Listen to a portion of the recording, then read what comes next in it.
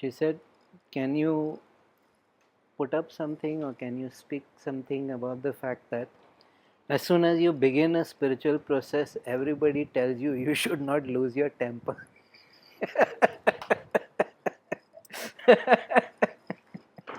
you know, you should be nice, you should be kind, you should be mild, you should be forgiving, compassionate. So apparently there is an expectation that as soon as you begin sadhana, instantly all the virtues flower into you. Yeah, from now, if you look at an established person in yoga, 10, 20, 30 years of yoga, they are calm, they are mild, they are compassionate, they are understanding. And you look at somebody who's been doing it for 2 months or 2 weeks or even 2 years, and you expect them to be exactly like that person who's been doing it. That's so, just in case anybody is in any doubt, let me state it. You'll actually start behaving very badly when you start a spiritual process. Your temper 100% guaranteed to go up. you know, your irritation more, especially if you're doing something like a Kundalini Kriya process, because it's all heat. Yeah, it all works with heat, it all works with so. The basic reason being, when we do an authentic process, when we do something in yoga, yoga is concerned with not with your sarupa, which is your social personality. Yoga is concerned not even so much with your swarupa, though it helps, which is your true personality. Yoga is concerned with your innate self, with your true self or your authentic self. So whatever is authentic about you has to first come to the forefront. Most of the time, whatever is inauthentic we put up in front, because that is the expectation. Now, when we say that you should not get angry, you are already creating a certain limitation, you're already creating a certain boundary, you're already creating a certain rule. And that might not be appropriate in the circumstance, that might not be appropriate in the situation. Or a person takes a vratam, he takes a vow, he promises not to get angry, because he or she is 100% sure there will be many times when I will get angry. So you are already setting in the boundaries or the limitations, or I made that promise, now how can I go back on my promise that I will not get angry. Now, the reason why established yogis or senior yogis become kind and they don't loosen their temper is not because they are not feeling angry. They might not also. It's not because they have become so accepting and forgiving. It is because awareness has developed tremendously. And once awareness develops, your zone of vision becomes wider. Your understanding, your insight into the person becomes wider. So, you kind of, and who has the energy to waste on getting angry at that time? Though they do get, I have never seen a yogi who's not got a really fierce and blazing temper. I think it's almost like a mandatory requirement to be to have a really hot temper. But this expectation of people that you will become mild, that you will become kind, and you will become basically, it's a projection, it's a false expectation, it's a false expectation of behavior that is not valid. Even sannyasis are not like that, though you might expect from a sannyasi that they don't get angry, they don't get provoked, that they don't get violent, because they've taken the vows that they won't do those things. But from a person who just started out, why are you doing this? Why are you holding them to these? Now, of course, I also get it. You should not say such blunt things. You should not laugh so much. You should not lose your temper. You should not say wounding things. And I'm like, you are telling a person whose entire foundation is to how truthful can I be, or how much truth can I bring to this situation, and then you're saying no, but filter it. The issue when we begin these processes, why we become more irritable, is that all the emotions that we have been holding down by force, they shake loose. All the lifetimes of anger and frustration that we have been experiencing, and we have never been able to articulate it, sometimes we don't even recognize it. We just feel it as pain or sorrow or suffering or depression, and we don't even know why we are feeling the way. When you do a vigorous kriya, when you do intense kind of meditation, all that starts shaking loose. It is just flushing out. Now, the reason why these expectations are here is, I think, because you cannot sell a spiritual process if you tell people actually you're going to misbehave. You are going to become more irritable, more angry, more prickly, less tolerant of nonsense, because this develops your authenticity. When you see stupid and foolish behavior, you have very little patience for that. That kind of process can't be sold. So it is always sold on that it makes you more balanced, more harmonious, more blissful. But all that doesn't come for free. You have to work through certain things, you have to process certain things, you have to come to terms with certain things, you have to accept your limitations. And then when you get angry, it's a different kind of anger. It's not a resentful, hateful anger, and it's not an anger that comes from powerlessness, and it's not an anger that comes from, I am not appreciated, my family really doesn't care about me, and those kind of.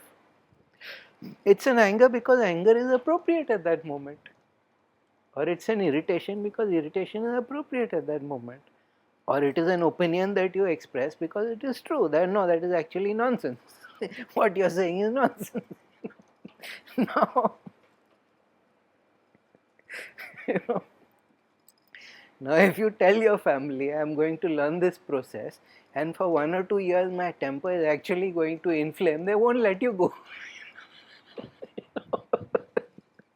Or I might have these sudden wild explosions of temper, and I might throw things, or I might break things, or I might just suddenly feel morose and depressed for no reason. Or if you say all these things, who's going to let you? So this any process, only in the Asterix comics you can take that Getafix's magic potion and instantly you have transformed. Any process takes time, it requires patience. So, you have been doing this for 1 week and there is no difference. To get a college degree, we wait 17, 18 years. Yes, and in the end, after they do all that, they don't even use that degree, they go and do something. So, for completely useless things, we have enormous patience, and for something valuable, to connect with something insightful, to connect with something that has the nature of infinity in it, that it must happen immediately. And you have no time to do it either. It's very difficult for me to do the process. I don't have that half an hour. Or my holidays are coming up, I'll begin then. You won't begin then either. So these are all certain setups. These are all certain mental setups that we create. But I don't know if it will work, but you can tell your family it will go. I will calm down, I will become cooler, I will become less irritable. At the moment, this is all processing, and not just this lifetime, and not just your irritating behavior, lifetimes. lifetimes of stimulus response has to be dealt with. So I'm doing that. Now, usually this comment is made by people who don't have any sadhana of their own. Because if they had some experience with sadhana of their own or some kriya of their own, they would know early days. They would know that. So very often I think that's maybe the reason why people would take sannyasa, because that bad behavior that will inevitably erupt, and that so-called bad behavior is basically the person feeling very free. So now the person begins to think and act and behave in ways that, because as the socially imposed and the mentally imposed boundaries start breaking, the person starts acting freer. And they become in one sense like a child. When small children, especially when they are between like 4 to 6 or so, very careful, because they'll blurt out all kinds of embarrassing things. The person becomes like that. So like I said, it's because people don't have experience with sadhana, and because people have this entire social construct as to what spirituality should do for you. Now, spirituality can only make you authentic. It cannot give you behaviors that never existed and which you are not interested in.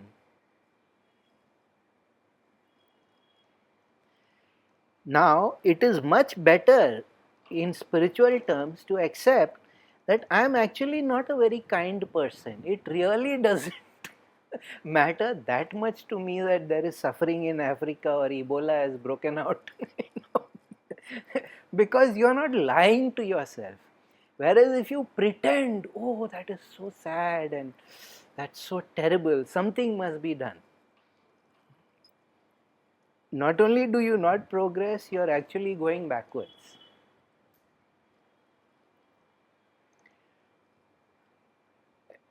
Now, this sense of not being untrue to yourself is the most valuable thing. You must be true. You must be true to what you're discovering within yourself, even if what you're discovering within yourself is exceedingly unpleasant.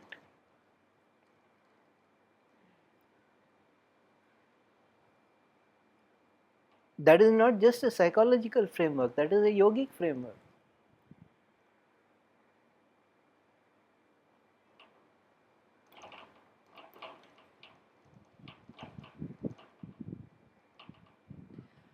Paro dharma bhayo.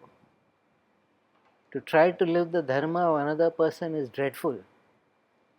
And that is exactly what they're trying to tell you. Please live somebody else's dharma. Please live the dharma of some person who was basically born mild, and basically, there are some people, they're very accepting. It's okay, let it be. That person unfortunately became a guru. Now that became that became, but I'm like, all these things are told only by people who don't know yogis. And all these things are usually told by people who are on the bhakti marga. These are all bhakti marga expectations. Be mild, be pleasant, be vegetarian, sing and dance, weep tears, be compassionate. And yogis, do you know what yogis are like? The level of intensity that comes up in them. So you will just have to reassure the people giving you this worried advice that it will go in time. And that, these are early days, so it's like, it's just amusing. But yeah, what all I am discovering as to the difficulties of being a spiritual teacher is 1 2 hour pravachan. Like the whole straitjacket that they seek to fit you in, the kind of massive expectation of behavior and massive expectation of communication, it's extraordinary. Like on the one hand you think the person is enlightened and liberated, and on the other hand you are saying, you please act according to my perception, or you please act according to my expectation. What are you,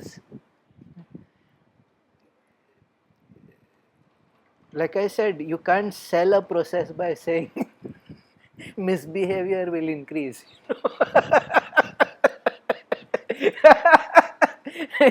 Irritation will increase, anger will increase.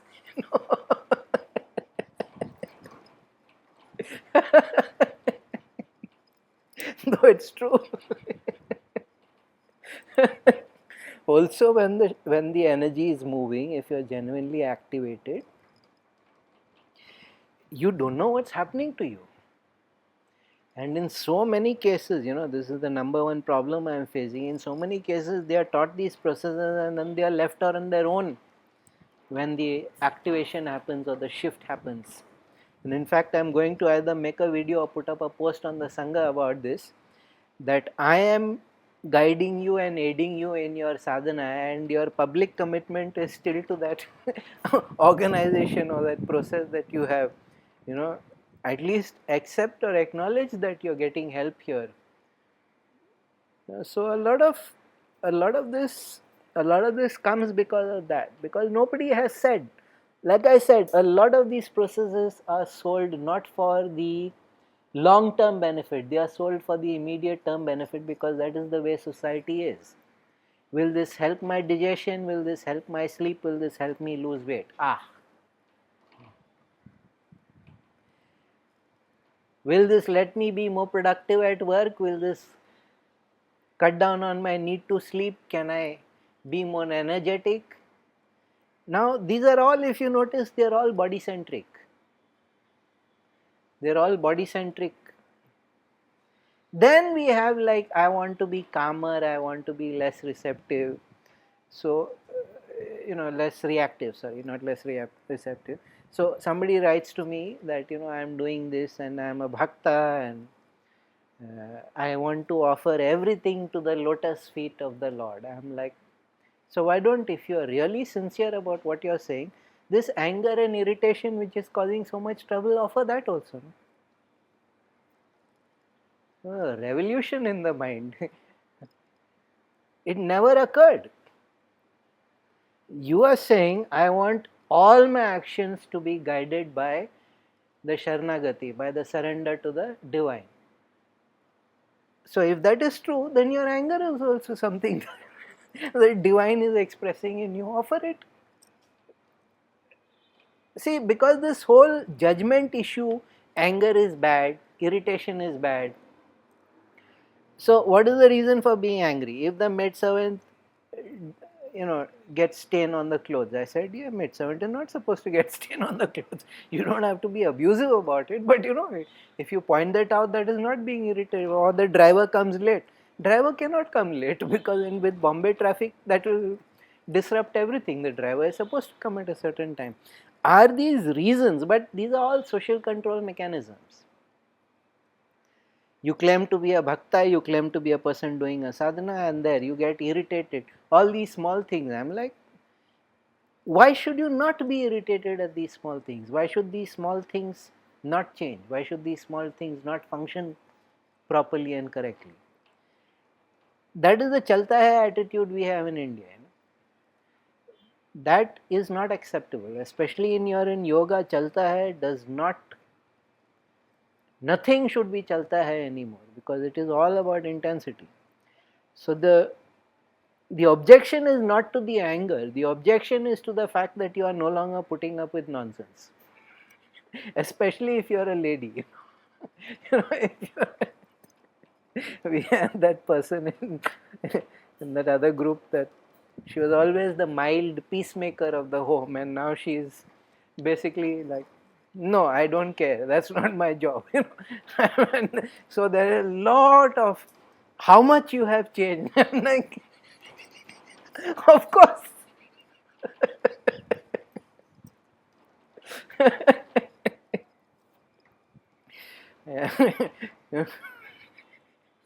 So here is a misbehavior plan, a 2-year misbehavior plan.